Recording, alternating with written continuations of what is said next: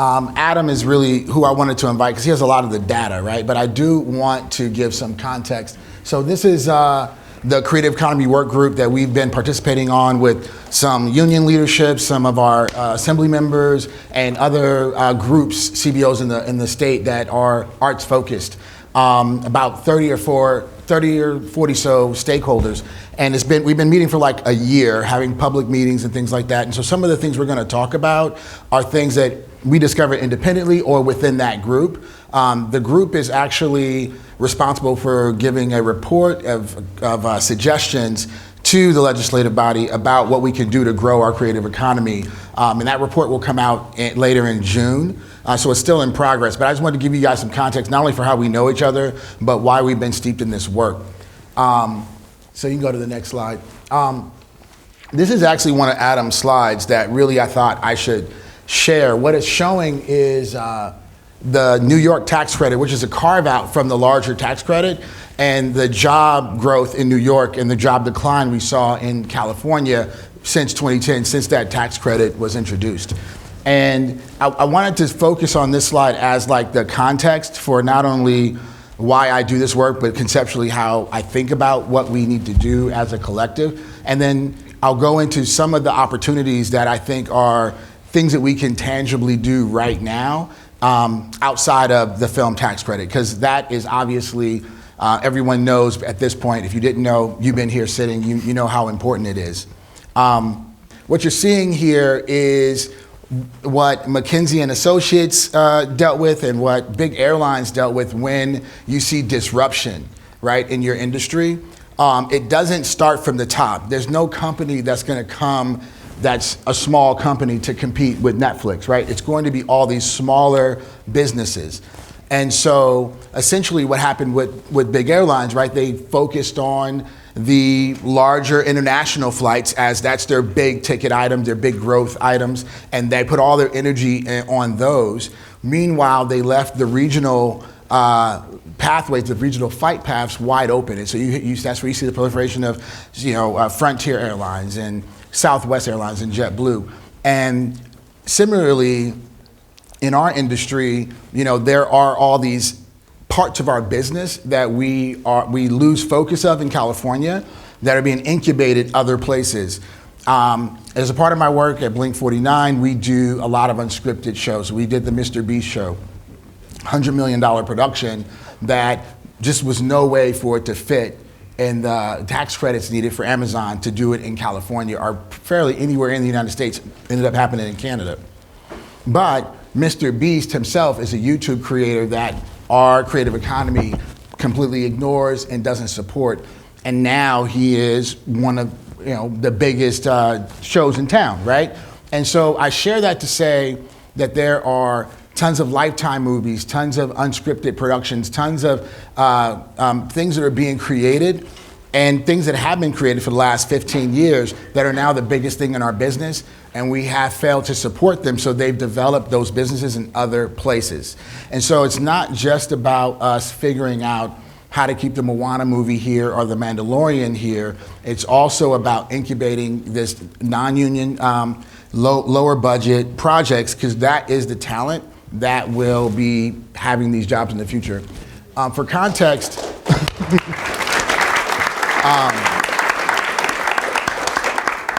thank you. So for context, I'll share a little bit about, in a minute, what we do at the Handy Foundation. It's basically an apprenticeship project, and I'll go deeper into it, but just as a story, to get context for how we can do that from the jobs perspective. When I started Handy Foundation like 5 years ago, everyone wanted us to focus on diversity and getting diverse talent in now. And they wanted editors and above the line folks. And having been in this industry my whole life, I started when I was 14 years old, I know that it's really a master and apprentice type business. You work under someone and you learn in the future. So what we focused on was creating apprenticeships, and not only creating apprenticeships, but our apprenticeships created brand new jobs. We took the money from the corporate giving to DEI and things like that, and we said, why don't you take that money and hire an additional body, right? So we added apprenticeships to shows like all the Power Universe shows, all the Walking Dead shows, things like that, America's Got Talent, et cetera. So we've done about about 125 placements over the last 5 years of these apprentices. And those apprentices are now growing up on these shows and have become some of them have become editors and other things like that. But that's how you incubate that workforce, because those people will stay in LA and live and work here and help grow the business and be the innovators of the future.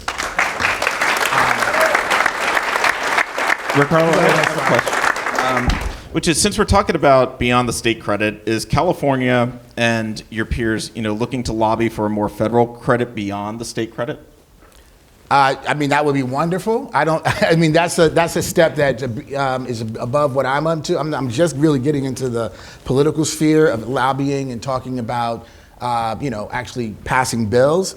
But I would love to help advocate for that if someone's working on it, right? But I did want to share this slide because these are incentives and opportunities specifically for my folks that are head of production, head of post, they're at a company, studio, et cetera. These are basically opportunities, areas of opportunity where, you're not gonna maybe get 20% of your budget taken care of, but there are ways to buy down the cost of your labor with some of the existing programs. So for example, the employee training panel that's money that we all pay into payroll, but construction and hospitality and the medical field, they all use these to upskill their workers existing inside of their business. Money that programs you're paying into the state through payroll, through your taxes, through your W-2, that can then be applied to actual upskilling your employees to keep them and retain them if they need to learn new things, right?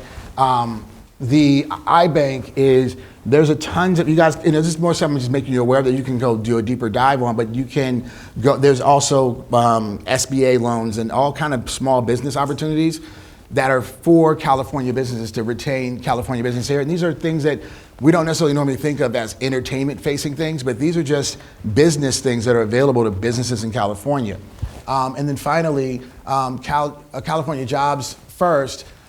Actually, the priority, one of the sector priorities finally is film and television, and there's a lot of new incentives around apprenticeship and that are going to be available through grants that you can apply for if you partner with registered apprenticeship programs.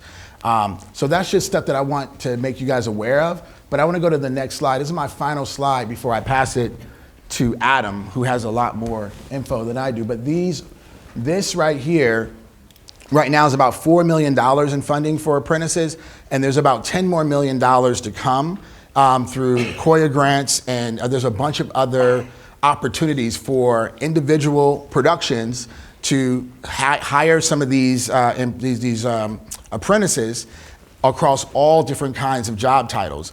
And another way to buy down the cost of your overall production, because not only is there training paid for, but up to like 1,000 hours sometimes in some cases, their labor can be supplemented. And this is not just, apprentices aren't always just young kids. These are just folks that are learning a new skill and entering into that business, especially, for example, we work with the California Film Commission, the IA Training Trust, and training folks that are a part of the tax credit program. And sometimes, when you talked about visual effects earlier, some of those folks that come from, traditional jobs like building sets, for example, upskilling those folks to virtual production to build virtual sets and things like that. So these are the kind of things we're utilizing this program for.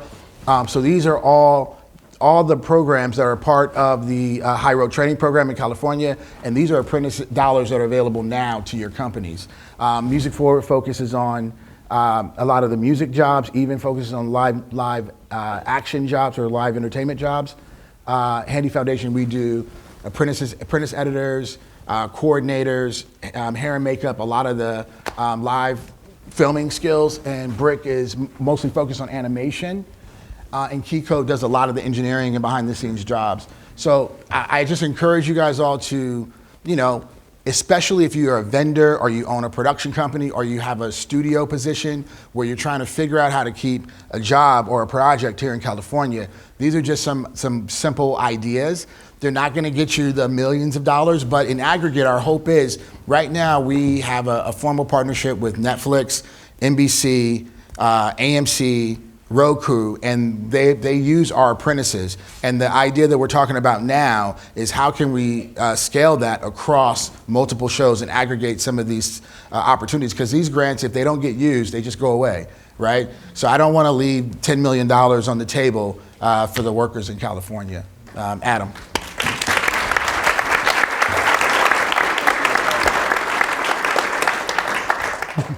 So I was tasked with talking with Ri-Karlo about post-tax credit. I do want to flag a couple things because there's been some great conversations up here.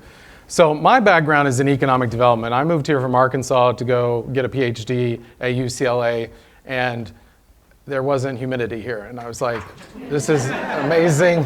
How can I stay and work here? Everybody's so thank you for welcoming me. 2008 was when I moved, and I love Los Angeles. Everybody thinks you should do policy consulting. That should be a DC thing. I say, no, we're going to build it here in Los Angeles because we've got big policy problems to solve. How did I come to do what we do? So we work at the intersection of economic development and the creative economy. So cities, jurisdictions all over the country are often interested in economic development, and that's changed over the years. You know, for a long time it was like, how do we get the Costco to come and cut the ribbon and have all these jobs? Now, with a globally connected digital world, value is created in a lot of different ways. And one of the things that's so interesting about anything creative is there is a long tail. So residuals is one, but intellectual property can pay again and again and again to someone over time. And that's very unique compared to a lot of the work that economic developers normally do. We're always interested in rules of the game. So I love whoever was talking about some of this framing is like, what are the rules of the game?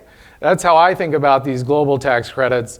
Like, what's the floor for the decision-making calculus? Like economists, we want to know the rules, we want to know the incentives.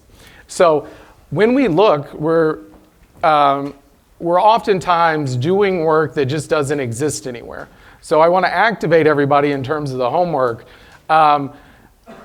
Once every X number of years, and I see LADCs here, but the policy landscape was one report about the economic impact of the tax credit paid for by the Motion Picture Association of America once every 5 years. And that was the extent of what legislators knew about this space. And we were like, head explode. This is not how other countries do it. We're deep in the weeds, talking about skill sets that are transferable. We're talking about tech and its impact on these sectors. And so we have just like found a niche, and we are always doing pro bono work on the talent side because none of our state infrastructure was set up to see any of these jobs. And we have been doing a lot of work to make them be seen because there's a lot of money out there in workforce development that goes to car manufacture or car repair programs or nurse assistants, and like that's all they do because those are the jobs they can easily see in a community. There's been a ton of partners that we've been working with on this, but we have brought all of this in. And I'll give you an example. Did anybody have unemployment insurance problems when the pandemic hit? There was a lot, right? The system got confused about your residuals. Wait, I see a residual check, that means you don't, like, that is just one of many examples of the infrastructure of our state and local government not being up to the task when it comes to this policy making. And I could go down a laundry list. The cost I want to flag, and that's like the little tiny part I carved out here. I also like the folks that were talking about the framing. I'm at a total loss about why this is considered an industry giveaway. As someone who has read and been in the methodology section of every one of the papers that gets trotted out against this incentive, incorporates they will aggregate up every state, no matter how big or small's tax credit program, and do a macro analysis. I'll be honest, places like Oklahoma or Wyoming, that isn't a good use of taxpayer money to try to poach it. That, when they do the math, makes it look like a stupid program writ large. California is defending an existing ecosystem. That's very different economically. And people, like, Joe Biden rolled out a program to incentivize car batteries and green infrastructure. It was called industrial policy. This is no different that I see. And so I think we've got to take some of that narrative back. This isn't a handout. This is trying to save an ecosystem as it's evolving and as it's facing a number of variables. There is, I don't have time. We'll talk and eat a taco. I'm happy, I'm excited. No, we just go through some of your slides though. I will come back. Did we already skip past my first one? We're going too fast here. I'm going to wrap up, but what I want to flag is our homework has to be not only state, we've got to be talking to these folks, we've got to do the local work. Because when I do the math, we're working with some animators and talking about why they have historically been left out. As an economist, it took me a while to go through all these versions, and then someone set me down, they're like, oh, let me tell you about the politics at this time. And I'm like, okay. Because if I was designing this, it would look a different way in terms of actual statewide impact. Let me fast forward and say, one of the things that's very real and where there is people come at each other, both sides are right and we're missing who to point the finger at. When unions come and say, CPI has gone up X amount, that's not a ridiculous claim, that's real. When that cost doesn't look like the cost for that labor in another country, also real. Now, why is this constantly happening? Well, here in Los Angeles, economists call it a wage price spiral, where we don't do enough of one thing, it artificially constrains another, and the prices go up year after year. Housing is our problem. So we don't build enough, and I could spend a whole day talking to you about how broken our system in Los Angeles is. People are about to get a check after these fires. We're going to be checking back in on the number of permit. That system is not equipped to keep up at all. And when we look at comparables, when we look at Tokyo, when we look at Austin, Texas, when we look at places that don't put up all these unnecessary obstacles, we see rents being flat. And guess what? That means local CPI and those metrics are held down. So we've got to do work here locally. I have gone to these meetings. It is one or two gadfly types that can throw a fit. And suddenly our entire industry is eating that impact, right? And so we've got to start showing up in a lot of different places, but especially locally.